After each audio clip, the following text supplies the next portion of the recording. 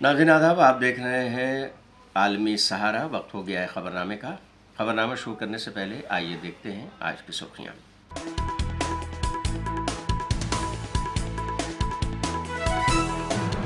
दिल्ली के मुस्तफाबाद से एआईएमआईएम के उम्मीदवार ताहिर हुसैन को सुप्रीम कोर्ट से भी नहीं मिली जमानत।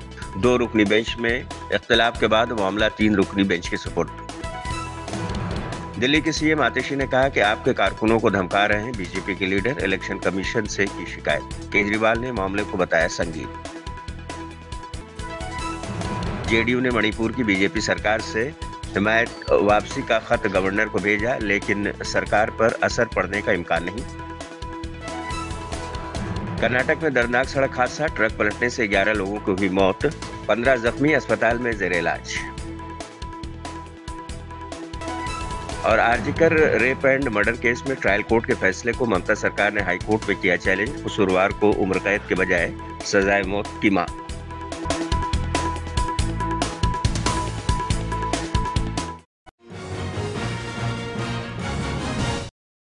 दिल्ली के मुस्तफाबाद असेंबली हल्के से एआईएमआईएम के टिकट पर इलेक्शन लड़ रहे साबिक काउंसलर ताहिर हुसैन को बुध के रोज सुप्रीम कोर्ट से भी जमानत नहीं मिल सकी। उनकी जमानत की अपील पर सुनवाई कर रहे सुप्रीम कोर्ट के 2 जजों में जमानत के मामले पर इख्तिलाफ हो गया। अब इस मामले की समाअत 3 रुकनी बेंच करेगी। हम आपको बता दें कि आम आदमी पार्टी के टिकट पर काउंसलर चुने गए ताहिर हुसैन को 2020 के दिल्ली फसादात मामले में गिरफ्तार किया गया था। तब से अब तक वो जेल में हैं। अब एआईएमआईएम का उम्मीदवार बनने के बाद एक मरतबा फिर उनकी जमानत की अपील सुप्रीम कोर्ट में जेर समाअत है, जिस पर 2 जजों के बेंच में इत्तेफाक नहीं होने के बाद 3 रुकनी बेंच अब समाअत करेगी। दिल्ली के सीएम आतिशी ने कालकाजी असेंबली हल्के से बीजेपी के उम्मीदवार रमेश बिधूड़ी पर आप के कारकुनों को धमकाने का इल्जाम लगाया है। उन्होंने कहा कि विधानसभा हल्के के हर इलाके में बीजेपी के कारकुनान और रमेश बिधूड़ी के भतीजे होने का दावा करने वाले कुछ लोग आपके वर्कर्स को डरा रहे हैं। विधानसभा के हर इलाके में भारतीय जनता पार्टी के कार्यकर्ता और कई लोग जो कहते हैं हम रमेश बिधूड़ी जी के भतीजे हैं, आम आदमी पार्टी कार्यकर्ताओं को डरा रहे हैं, धमका रहे हैं, उनका कॉलर पकड़ रहे हैं, उनका पार्टी का प्रचार का सामान लेके छीन रहे हैं, जला रहे हैं। मैं एक एक करके पिछले 1 हफ्ते में हुई ऐसी गुंडागर्दी की घटनाएं आप सभी के साथ शेयर करना चाहूंगी। 15 फरवरी को गिरिनगर इलाके में आम आदमी पार्टी के वार्ड अध्यक्ष अरुण चौहान जी और हमारी महिला विंग की टीम डोर टू डोर कर रही थी। वहां पर भारतीय जनता पार्टी के राजीव भाटी जी, जो कहते हैं वो बिधूड़ी जी के भतीजे हैं और भारतीय जनता पार्टी के पदाधिकारी हैं, बीजेपी का पटका उन्होंने पहना हुआ था, वो हमारे कार्यकर्ताओं के पास आए, गाली गलौज किया, उनके हाथों से स्टिकर छीने, उनके हाथों से पैम्फलेट छीने और वहां पर गाली गलौज करने के बाद आम आदमी पार्टी के पर्चों को जलाया और आम आदमी पार्टी के स्टिकर्स को जलाया। 19 जनवरी 2025 गोविंदपुरी गली नंबर 3 में दीपा सिंह जी नाम की आम आदमी पार्टी की एक कार्यकर्ता हैं। उनको रात को 11:40 पर रमेश बिधूड़ी जी का व्हाट्सएप पर कॉल आया। 9811039678 फोन नंबर से रमेश बिधूड़ी जी ने दीपा जी को कहा कि तुम पहले भारतीय जनता पार्टी में होती थी कई साल पहले, तो वापस आ जाओ। जब उन्होंने मना किया और कहा कि हम तो अब आम आदमी पार्टी में हैं, आतिशी जी के साथ हैं, तो बिधूड़ी जी ने कहा ये आतंकवादियों की पार्टी है, 8 तारीख के बाद आतिशी जेल जाएगी, उसको अंदर करवाऊंगा और साथ में तू मेरे साथ बाहर नहीं निकली तो तुझे भी अंदर करवाऊंगा 8 तारीख के बाद। ये रमेश बिधूड़ी जी ने खुद फोन करके आम आदमी पार्टी की एक महिला कार्यकर्ता को धमकी दी। 19 तारीख को ही गोविंदपुरी गली नंबर 5 में हमारे एक कार्यकर्ता का रिश्तेदार अंकित गुप्ता दिल्ली के बाहर से आया हुआ था, डोर टू डोर प्रचार कर रहा था। भारतीय जनता पार्टी के कार्यकर्ताओं ने उसका पटका छीना, उसको थप्पड़ मारा और जो पर्चे उसके हाथ में थे उनको जला दिया। 20 जनवरी कल नवजीवन कैंप के एफ ब्लॉक में 2 दिन पहले भारतीय जनता पार्टी की टीम, कई बच्चों को उन्होंने लगाया हुआ था स्टिकर्स चिपकाने के लिए, पोस्टर चिपकाने के लिए। जब हमारी एक कार्यकर्ता विजेता कुमारी जी ने इस पे ऑब्जेक्शन किया तो वहीं पर खड़े होके भारतीय जनता पार्टी के कार्यकर्ताओं ने आम आदमी पार्टी की महिला कार्यकर्ता से गाली गलौज करी। कल ये भी 20 तारीख को 1 नंबर गली गोविंदपुरी में, और इसकी कल मैंने शिकायत भी करी इलेक्शन कमीशंस के ऑफिसर से, मनीष बिधूड़ी जी जो कहते हैं कि वो रमेश बिधूड़ी जी के भतीजे हैं, इन्होंने हमारे कार्यकर्ताओं के साथ गाली गलौज किया और कहा घर बैठ जाओ वरना हाथ पैर तोड़ देंगे। 21 तारीख को गिरिनगर में मानव कल्याण कैंप के सामने फिर से इन राजीव भाटी जी ने हमारे एक कार्यकर्ता रोशन चौहान जी को रोका, उनको कहा कि भारतीय जनता पार्टी में आ जाओ। फिर उनको कहा कि रमेश बिधूड़ी जी आपसे फोन पे बात करना चाहते हैं। राजीव भाटी जी ने अपने फोन से रमेश बिधूड़ी जी को फोन लगाया, रोशन चौहान जी से बात करवाई। रमेश बिधूड़ी जी ने उन्हें बोला कि बहुत प्रचार कर रहे हो, बहुत फुर्ती आ गई है तुम्हारे अंदर। कहा कि भारतीय जनता पार्टी में तुम पहले थे, वापस आ जाओ। जब उन्होंने कहा मैं आम आदमी पार्टी के साथ हूं और रहूंगा, तो रमेश बिधूड़ी जी ने उनको कहा कि तुम्हारी बेटी का ग्रेटर कैलाश में घूमते हुए मेरे पास एक वीडियो है, तू घर से बाहर निकला तो तेरी बेटी का वीडियो वायरल कर दूंगा। तो हम साफ साफ देख सकते हैं कि भारतीय जनता पार्टी के प्रत्याशी रमेश बिधूड़ी जी, उनके अलग अलग कार्यकर्ता, उनके भतीजे आज चुनाव नहीं लड़ रहे हैं। आज वो पूरे इलाके में सिर्फ और सिर्फ गुंडागर्दी फैला रहे हैं। आज इन सारे मुद्दों पे हम इलेक्शन कमीशन को कंप्लेंट करने वाले हैं कि रमेश बिधूड़ी जी पर, उनके कार्यकर्ताओं पर, उनके भतीजों पर एफआईआर दर्ज की जाए और सख्त से सख्त कार्रवाई करी जाए। आम आदमी पार्टी के कन्वीनर अरविंद केजरीवाल ने सीएम आतिश सिंह के बयान को बेहद तशवीशनाक करार दिया है। उन्होंने कहा है कि बीजेपी की गुंडागर्दी और तशद्दुद का यह रवैया सिर्फ किसी एक असेंबली हलके तक महदूद नहीं है, बल्कि दिल्ली के अलग अलग इलाकों में ऐसी शिकायतें मिल रही हैं। जो आतिशी जी ने कहा ये बेहद बेहद चिंताजनक है। जिस तरह से गुंडागर्दी और हिंसा भारतीय जनता पार्टी फैला रही है, ये जो आतिशी जी ने कहा, ये वारदातें केवल उनकी विधानसभा तक सीमित नहीं है। पूरी दिल्ली के अंदर मेरे पास न जाने कितने हमारे कैंडिडेट्स आ चुके हैं। मेरी अपनी विधानसभा में, राजेंद्र नगर में, इधर उधर कई जगहों पर हमने देखा है और शिकायतें आ रही हैं कि भारतीय जनता पार्टी पूरी तरह से गुंडागर्दी के ऊपर उतरी हुई है। कोई भी पार्टी या कोई भी कैंडिडेट हिंसा क्यों करता है? उसे हिंसा करने की जरूरत क्यों पड़ती है? वो तभी हिंसा करता है जब वो देखता है कि बाकी अन्य अहिंसात्मक तरीके से, शांतिपूर्ण तरीके से उसका जीतना असंभव है। जब उसके पास कोई नैरेटिव नहीं होता, जब जनता उसके साथ नहीं होती, जब जनता उसकी बात नहीं सुन रही होती, तब वो फिर हिंसा पे उतारू होके येन केन प्रकारेन वो चुनाव जीतने की कोशिश करता है। आज दिल्ली में भारतीय जनता पार्टी की यही हालत है। पूरी दिल्ली में भारतीय जनता पार्टी अपनी ऐतिहासिक हार की तरफ धीरे धीरे, या मैं कहूं तेजी से बढ़ती जा रही है। ये हार ऐसी होने वाली है भारतीय जनता पार्टी की, शायद भारतीय इतिहास के अंदर लिखा जाएगा कि एक पार्टी थी जो इतनी बुरी तरह से हारी। उसकी वजह से अब इसकी कमान अमित शाह जी ने संभाल ली है केंद्र में, और पूरी दिल्ली पुलिस को कानून व्यवस्था से विड्रॉ कर दिया गया है। और पूरी दिल्ली पुलिस को विड्रॉ करके उनको केवल और केवल भारतीय जनता पार्टी के चुनाव प्रचार में करने में पूरी दिल्ली पुलिस अब भारतीय जनता पार्टी का चुनाव प्रचार कर रही है। और चुनाव प्रचार कैसे कर रही है? भारतीय जनता पार्टी के गुंडों को गुंडागर्दी करने में संरक्षण देते हैं या फैसिलिटेट करते हैं, पार्टिसिपेट भी करते हैं।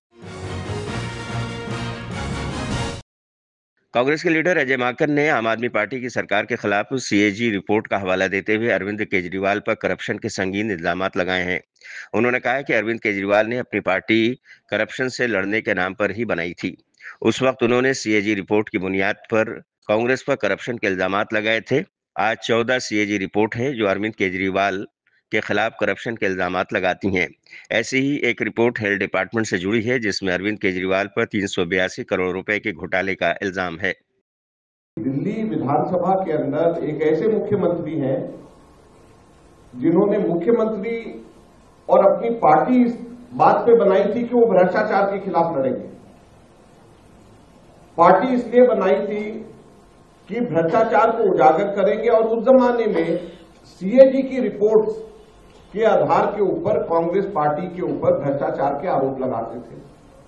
चाहे 2G की बात हो, CWG की बात हो, कोलगेट हो, सबका बेसिस आधार सीएजी की रिपोर्ट थी और कुछ नहीं था। किसी के पास में कोई भी और प्रूफ, कोई डॉक्यूमेंट नहीं था, केवल सीएजी की रिपोर्ट थी। इस वक्त 14 सीएजी की रिपोर्ट, 14, एक नहीं, दो नहीं, 14 सीएजी की रिपोर्ट, एक से एक रिपोर्ट ये कास्टिंग है, एक से एक रिपोर्ट ऐसी है जो कि इतनी भयानक रिपोर्ट है, एक से एक, जिसमें भ्रष्टाचार के गंभीर आरोप केजरीवाल सरकार के ऊपर लगाए गए।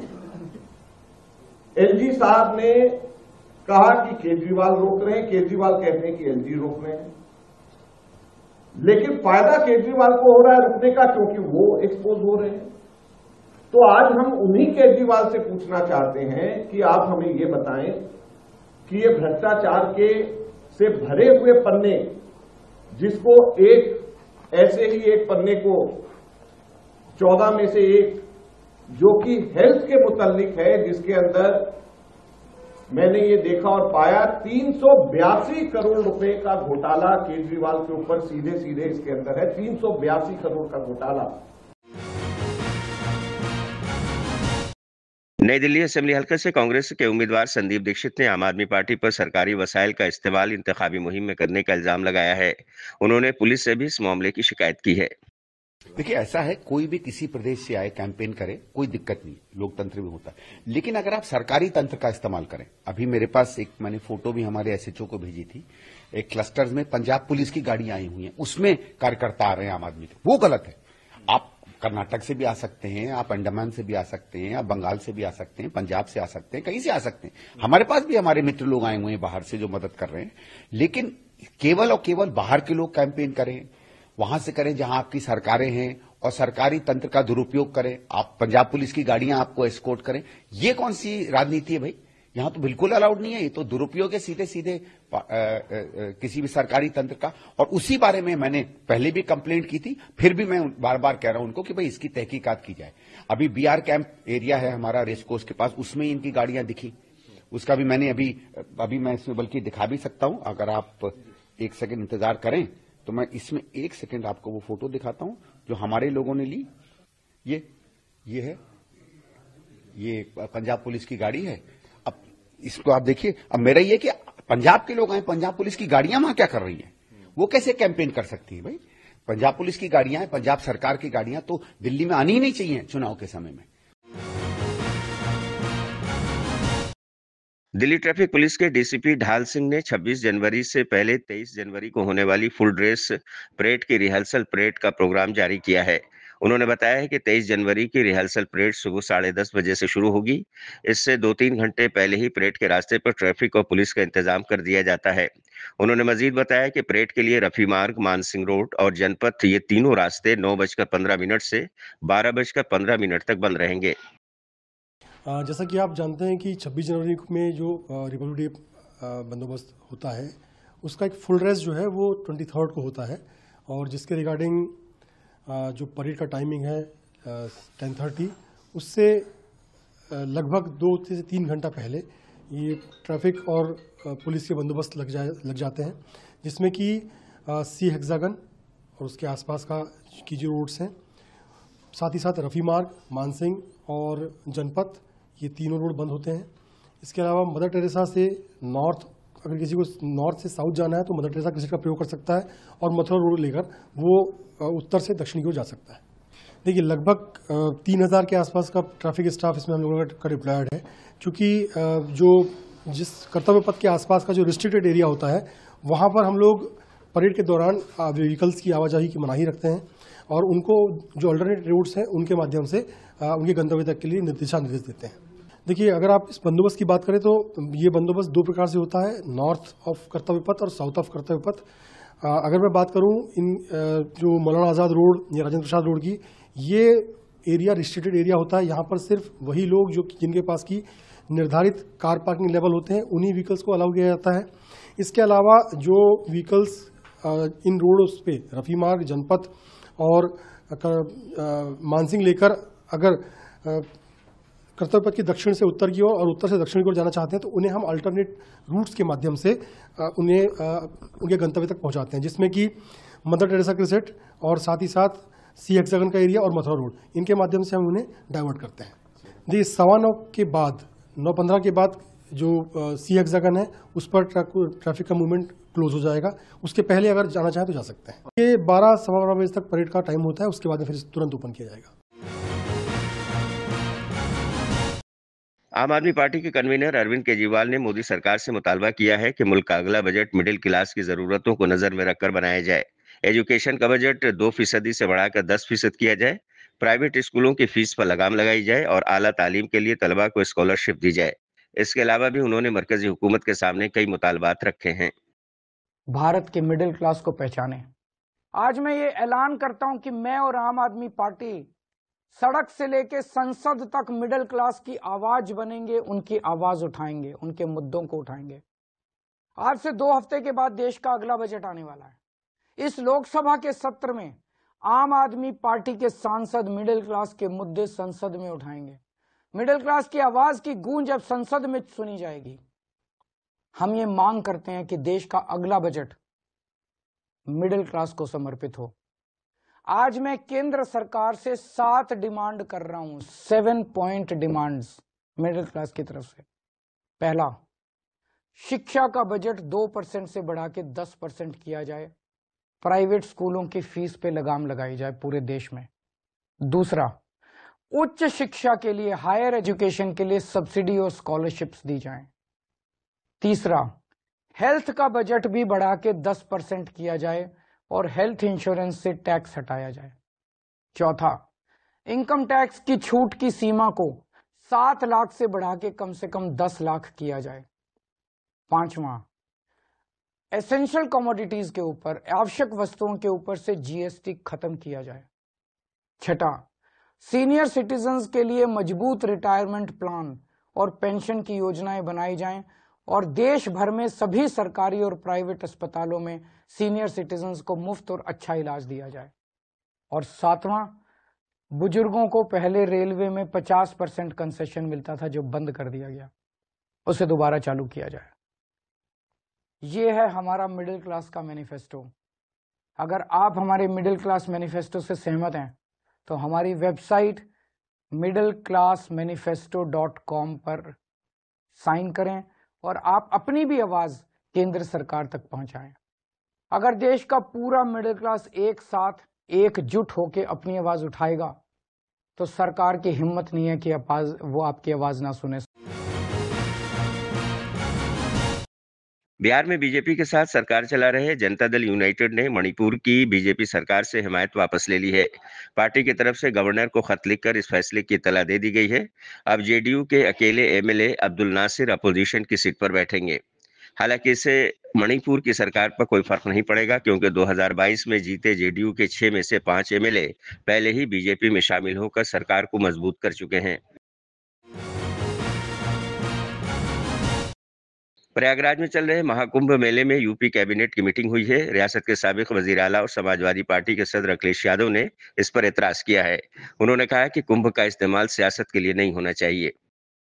कुंभ और प्रयागराज वो स्थान नहीं है जहां पर राजनीति और राजनीतिक कार्यक्रम और फैसले लिए जाएं। कैबिनेट ही पॉलिटिकल है कल जो ज्वाइंट पार्लियामेंट और कुंभ के स्थान पर कैबिनेट करना ये पॉलिटिकल है और पॉलिटिकल संदेश देना चाहते हैं वो लोग। सर ज्वाइंट पार्लियामेंट्री कमेटी कब वहां स्नान करेंगे? समाजवादी पार्टी के लोग मन से और आस्था है उनको। हम में से बहुत सारे लोग हैं जो गंगा स्नान कराए होंगे, उन्होंने तस्वीर भी नहीं डाली होगी, कहीं भी ना आपको बताया होगा।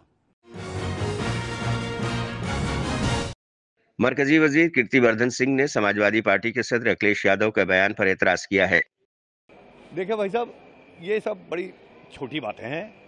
कोई महत्वपूर्ण विषय हो तो उस पर जरूर आप हमसे पूछिए। अखिलेश यादव क्या कह रहे हैं, कौन क्या कह रहे हैं, इसका हम क्या कहें। कुंभ है, आस्था है सबकी। जिसकी आस्था वो कतई ऐसा नहीं बोलेगा, जिसकी नहीं आस्था वो उल्टा सीधा बयान देंगे।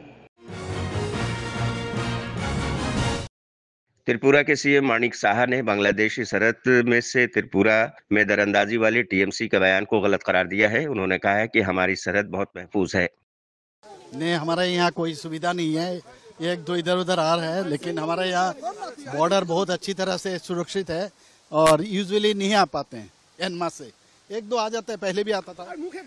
तो ये एक्चुअली गलत बात है। त्रिपुरा में भी बहुत लोग आ रहे हैं, बहुत ही कम, माने वेरी गिने चुने। और सर वेस्ट बंगाल के लिए यहाँ के बॉर्डर को लेकर आप क्या बोलेंगे? ये तो इनके यहाँ गवर्नमेंट ऑफ इंडिया देखते हैं क्या सिचुएशन है, जरूर इसमें कार्रवाई हो रहा है और मेरे ख्याल से कोई आने नहीं पाएगा।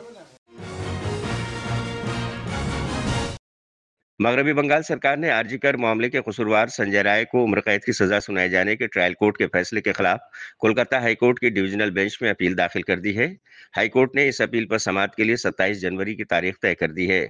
उधर सुप्रीम कोर्ट ने इस मामले में अपने यहाँ दाखिल अपील पर सुनवाई 29 जनवरी तक के लिए मुलतवी कर दी है। मरकजी वजीर सुकांता मजूमदार ने आरजीकर मामले में हाईकोर्ट में ममता सरकार की अपील को उसकी जल्दबाजी करार दिया है। देखिए, पश्चिम बंगाल सरकार की तरफ से बहुत जल्दबाजी दिखाया जा रहा है और ये जल्दबाजी बहुत डाउटफुल है, क्योंकि सीबीआई इन्वेस्टिगेटिंग एजेंसी है, सीबीआई के पास भी मौका है हायर कोर्ट में जाने के लिए। लेकिन जिस तरीके से पश्चिम बंगाल की सरकार जल्दबाजी कर रहा है, ऐसा लग रहा है कि जैसे भी हो संजय का मुंह बंद हो जाए वो चाहते हैं। क्योंकि बाकी जो चीजें हैं, संजय ने जो बातें बोला है, क्योंकि लड़की की यानी पीड़िता की माँ बाप गार्डियन वो सुप्रीम कोर्ट मूव कर चुके हैं। अगर उन्होंने संजय राय की जो बातें हैं उस पर इन्वेस्टिगेशन चाहा और कोर्ट ने अलाउ कर दिया, तो आगे आने वाले समय में संजय राय अगर डॉक्टर संदीप घोष और बाकी लोगों का नाम अगर उसके मुंह पे आ गया तो ममता बनर्जी की सरकार गिर जाएगी। इसी के कारण मुझे लगता है कि ममता बनर्जी की सरकार की तरफ से, ममता बनर्जी की तरफ से बहुत जल्दबाजी किया जा रहा है कि जैसे भी हो संजय राय को फांसी पर लटका दो, उसको स्केपगोट बना दो, बलि का बकरा बना दो। कर्नाटक में बुध की सुबह एक सड़क हादसे में 11 लोगों की मौत हो गई, जबकि 15 लोग इस हादसे में जख्मी भी हुए हैं, जिन्हें करीबी अस्पताल में इलाज के लिए दाखिल कराया गया है। पुलिस के मुताबिक ये सभी लोग साबनूर से कुमता बाजार में सब्जियां बेचने के लिए ट्रक पर जा रहे थे, जो हादसे का शिकार हो गया। दिल्ली में मौसम के महकमे की साइंटिस्ट सोमा सेन ने शिमाली हिंद में आइंदा 2 दिनों तक सर्दी में कमी होने का इशारा दिया है। उन्होंने बताया कि 24 जनवरी से फिर सर्दी बढ़ने लगेगी। देखिए, आज भी मॉर्निंग में टेम्परेचर्स काफी हाई थे। मिनिमम टेम्परेचर आपका 12 डिग्री के आसपास मिनिमम टेम्परेचर चल रहा था आज सुबह, और ये इसलिए है कि एक पश्चिम विक्षोभ काफी स्ट्रांग आ रही है और थोड़ा सदर्ली विंड्स दिल्ली तक पहुंची है। आज का जो उम्मीद है, अभी 1-2 दिन तक पूरा नॉर्थ इंडिया में ही टेम्परेचर थोड़ा बढ़ने की उम्मीद है, 1 से 2 डिग्री बढ़ेगी। दिल्ली में खास बढ़ोतरी का और चांस नहीं दिख रहा है, मगर 2 दिन के बाद से यानी कि 24 तारीख के मॉर्निंग से हमें उम्मीद है कि धीरे धीरे टेम्परेचर दोबारा गिरना शुरू होगा, क्योंकि ये पश्चिम विक्षोभ निकल जाएगा और उसके बाद से टेम्परेचर्स गिरने लगेंगे। वो भी गिरेगी, 2 से 3 डिग्री गिरेगी पूरा नॉर्थ इंडिया में, और दिल्ली पे भी इनफैक्ट परसों मॉर्निंग से ही थोड़ा गिरावट का संभावना है। इसके साथ साथ थोड़ा फॉग कंडीशंस, जैसे अभी एक पश्चिम विक्षोभ आ रही है, तो पहली तो बात है आज थोड़ा बहुत थंडरस्टॉर्म एक्टिविटी है दिल्ली के ऊपर, शाम की तरफ होने का संभावना है। बाकी हरियाणा, उत्तराखंड, हिमाचल प्रदेश और वेस्ट उत्तर प्रदेश में भी आज थोड़ा बहुत थंडरस्टॉर्म एक्टिविटी होने की संभावना है। कल तक ये सिस्टम जैसे वेस्टर्न डिस्टर्बेंस मूव अवे कर जाएगी। ये जो वेस्टर्न डिस्टर्बेंस अभी नॉर्थ पंजाब के ऊपर है, और इसके जाने के बाद जैसे मैंने बताया टेम्परेचर फॉल हो जाएंगे, फॉग कंडीशंस बढ़ जाएंगे, मगर इसका फेज के ऊपर डिपेंड करता है कितना फास्ट मूव कर रही है। तो ये सिस्टम के चलते फिर भी हमें उम्मीद है कि आज कल मॉर्निंग में जैसे फॉग कंडीशंस का प्रोबेबिलिटी है, खासकर नॉर्थ राजस्थान में, क्योंकि WD हट जाएगी, और साथ ही साथ उत्तर प्रदेश, बिहार, झारखंड, बंगाल, इन सभी राज्यों में और उड़ीसा में फॉग होने की संभावना है कल मॉर्निंग में। परसों और वेरी डेंस फॉग आपका ईस्ट उत्तर प्रदेश में जो अभी भी जारी है वो रहेगा कल मॉर्निंग में। परसों मॉर्निंग तक फॉग कंडीशंस काफी रिड्यूस हो जाएगा ईस्ट की तरफ, क्योंकि तेज हवाएं चल रही हैं। इनफैक्ट नॉर्थ वेस्ट में भी थोड़ा टेम्परेचर गिरेगी, मगर स्ट्रांग विंड्स के कारण फॉग का रीडेवलपमेंट का पॉसिबिलिटी कम लग रही है। यानी कि आपका डेंस फॉग, यानी 50 मीटर से ज्यादा मगर 200 मीटर से कम विजिबिलिटी रहने की संभावना है, खासकर नॉर्थ राजस्थान, उत्तर प्रदेश, बिहार, बंगाल में और उड़ीसा में। उसके बाद से फॉग कंडीशंस ये जो पैच बताए इसी में रहेगी, मगर धीरे धीरे थोड़ा बहुत आपका पंजाब हरियाणा में तो अभी पॉसिबिलिटी नहीं लग रहा है, मगर यूपी में थोड़ा और फिर से बढ़ सकती है और बिहार बंगाल में बढ़ सकती है। Ma'am any rain a lot further time, like आने वाले टाइम में कोई बिल्कुल आज जैसा आपको पता है कि एक के बाद एक पश्चिम विक्षोभ निकल रहे हैं, तो इनके चलते आपका पहाड़ी राज्यों में स्नोफॉल चलती जा रही है, और ये स्नोफॉल के कारण से हमारा थोड़ा बहुत ठंडी हवाएं भी आएंगे। और कल हमारी उम्मीद है कि आज के दिन हमें उम्मीद है कि ये स्नोफॉल का मात्रा बढ़ेगा और बारिश भी बढ़ेगी, खासकर उत्तराखंड में, और स्नोफॉल बढ़ेगी हिमाचल प्रदेश में। इसके कारण से हिमाचल प्रदेश में कल भी हमारा कोल्ड वेव आने की संभावना है, और आगे कोल्ड डे रहने की संभावना है हिमाचल प्रदेश में। बाकी प्लेन्स का जैसे मैंने बताया थंडरस्टॉर्म्स के साथ थोड़ा बहुत बारिश होने का भी संभावना है, खासकर हरियाणा में और वेस्ट उत्तर प्रदेश और पंजाब में भी थोड़ा बहुत बारिश का संभावना है। प्रयागराज में मैम कोई रेन या फिर फॉग की कंडीशन ज्यादा? आज के लिए तो अभी कोई वार्निंग नहीं है। आप देखेंगे तो हमने ग्रीन दे के रखा है, मतलब हमारा प्रयागराज का जो अंश है वहां पर अभी कोई भी वार्निंग नहीं है आज के लिए।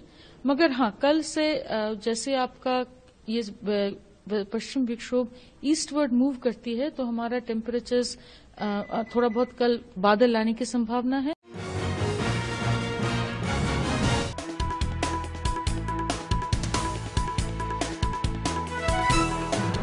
दिल्ली के मुस्तफाबाद से AIMIM के उम्मीदवार ताहिर हुसैन को सुप्रीम कोर्ट से भी नहीं मिली जमानत। 2 रुकनी बेंच में इख्तिलाफ के बाद मामला 3 रुकनी बेंच के सुपुर्द।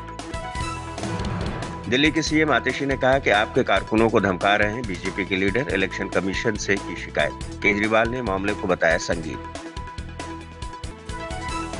JDU ने मणिपुर की बीजेपी सरकार से हिमायत वापसी का खत गवर्नर को भेजा, लेकिन सरकार पर असर पड़ने का इम्कान नहीं। कर्नाटक में दर्दनाक सड़क हादसा, ट्रक पलटने से 11 लोगों को हुई मौत, 15 जख्मी अस्पताल में जेर इलाज। और RG Kar rape and murder case में ट्रायल कोर्ट के फैसले को ममता सरकार ने हाई कोर्ट में किया चैलेंज। कसूरवार को उम्र कैद के बजाय सजाए मौत की मांग।